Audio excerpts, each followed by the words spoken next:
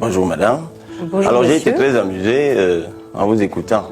En réalité, je devrais être Alors j'en suis horripilé. ravie que ça vous amuse. Je devrais être horripilé parce que vous êtes particulièrement désobligeante à l'endroit à la fois de vos confrères camerounais que vous traitez d'ignorants sans embâge et même des Africains en général.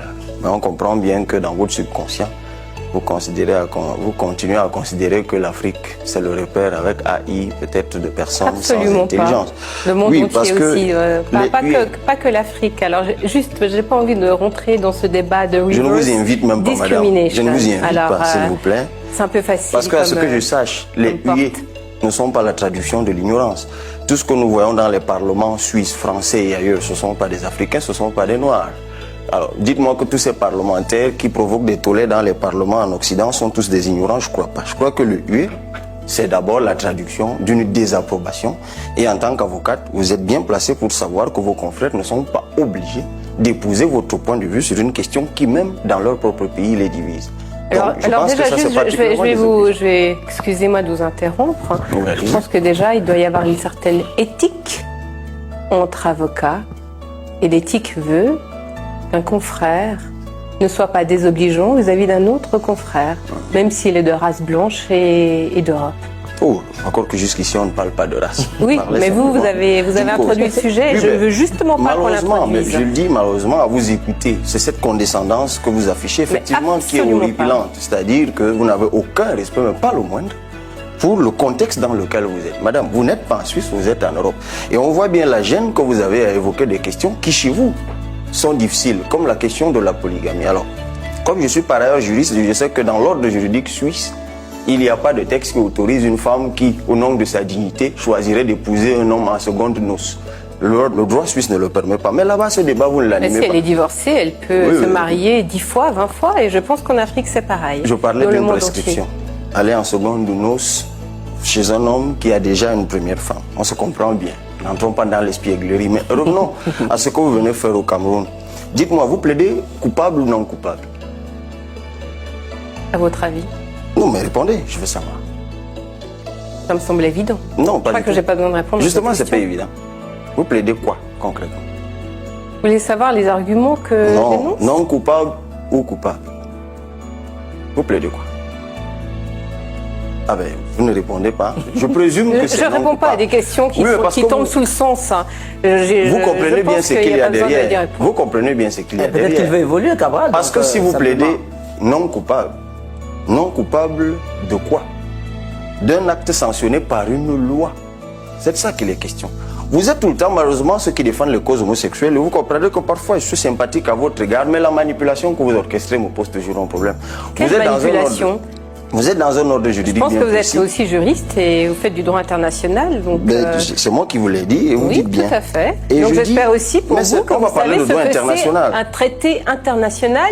J'espère pour vous que vous connaissez l'article 45 de la Constitution camerounaise qui nous dit que les traités internationaux ont force probante sur la loi nationale. Et vous connaissez aussi les traités internationaux qui ont été signés et ratifiés par le Cameroun. Parlons-en, madame. Alors peut-être sur ce terrain-là, vous qui êtes vraiment un éminent expert, peut-être maintenant vous allez me dire que non, que c'est la loi camerounaise qui prime, que finalement le pacte international relatif aux droits civils et politiques qui a été signé et ratifié par le Cameroun, si ce n'est pas appliqué par les juges, ce n'est pas grave parce que ça compte pour des prunes. Alors pourquoi vous signez et ratifiez des traités internationaux? Ok, madame. Faire bonne figure à l'international. Je présume que vous devez être à la barre très bonne avocate. Alors, dites-moi, vous me parlez du pacte relatif aux droits civils et politiques.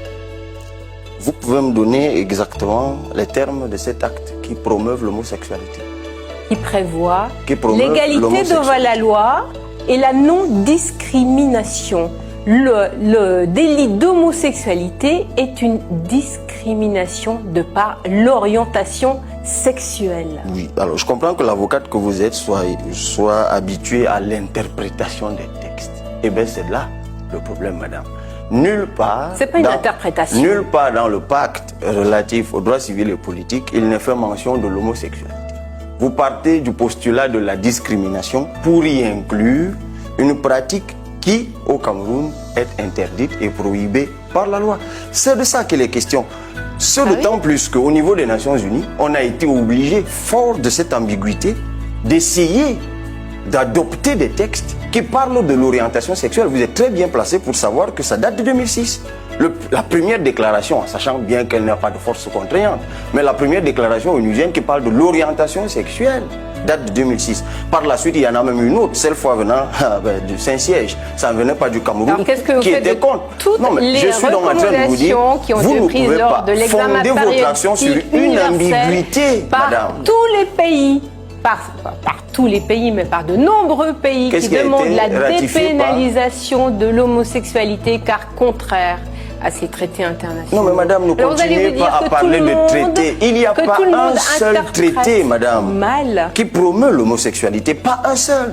Vous avez la Déclaration universelle des droits de l'homme et les pactes relatifs. Et pour vous, l'homophobie, ça ne veut pas dire bafouer la dignité humaine. La dignité humaine, madame, qui est dans le préambule de la Constitution camerounaise. Mais madame, qu'est-ce que je vous suggère de parler du Cameroun et des lois camerounaises avec beaucoup vous dérange. Qu'est-ce que ça vous dérange? C'est-à-dire vous dites des choses comme ça très rapidement. Vous n'êtes pas là-bas.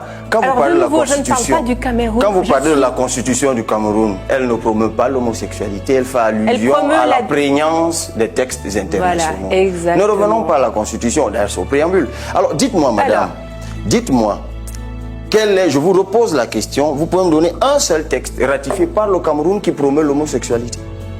Un seul. Vous qui dites ratification, ratification, on ne revient pas sur le processus d'intégration des textes.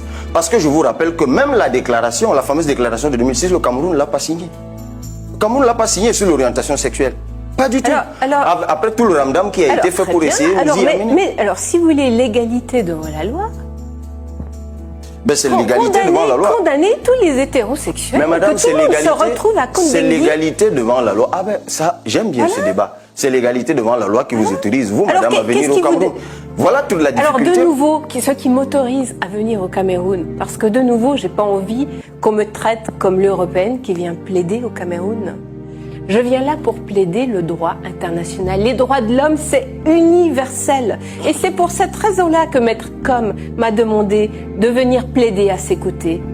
Parce que c'est universel. Ce n'est pas camerounais, ce n'est pas suisse, ce n'est pas français.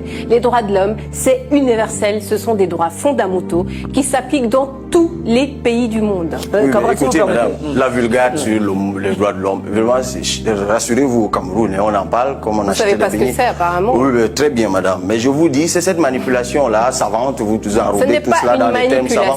Je vous dis, madame, vous n'arrivez pas à répondre à une question. C'est quand même curieux pour l'avocate que vous êtes. Je vous ai dit, vous plaidez quoi? Vous êtes incapable de dire que vous plaidez non coupable. Parce que vous savez que plaider non coupable, ça veut dire s'incliner devant le droit positif camerounais. Et le droit positif camerounais n'est en aucun cas contraire à un seul texte international. C'est ce que j'essaie de vous dire, madame. Textes internationaux. Mais je n'ai même pas besoin d'aller à ce niveau-là. Vous allez à quel niveau alors? Alors, au niveau de l'anus. Pourquoi? Oh ben écoutez, moi je ne suis pas là pour explorer les orifices, mais allez-y. Alors laissez-moi parler. Allez-y. Parce que Parce que je préfère un orifice plus proche de celui-là, mais bon, allez-y.